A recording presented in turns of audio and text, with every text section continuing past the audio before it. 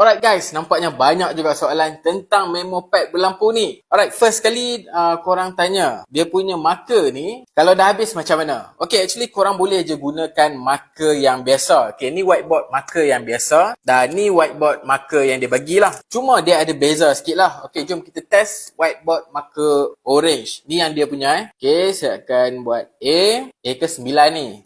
Entahlah guys. Okay, jom kita test ni whiteboard marker biasa. Beli dekat DIY je. Okay, kita test A juga. Okay, korang nampak tak? Dia ada beza sikit dari segi color.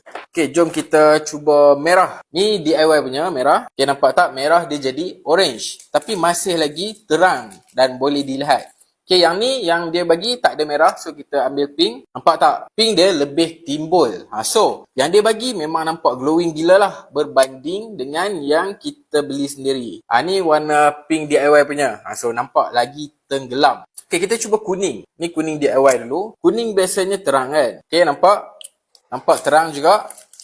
Okay, jom kita cuba kuning dia. Tu dia guys, kuning dia timbul gila-gila. So guys, dalam banyak-banyak color ni, color orange lah yang boleh katakan menang lah untuk DIY punya. So kalau kita tengok, okay, kita buat garis kat sini. Okay, ni DIY nampak tak? Garis dia agak terang guys. Dan jom kita tengok yang orange dia confirm lah dia tak dapat beat yang original yang dia bagi ni. Nampak tak? Dia terang seakan-akan dia glowing. Tapi kalau dekat kamera ni ada nampak perbezaan sikit. Tapi kalau korang tengok betul-betul dengan mata, dia memang ada perbezaan dari segi kecerahan dia. Yang kita beli DIY tetap glowing, tapi dia tak boleh lawan lah kecerahan yang marker yang dia bagi.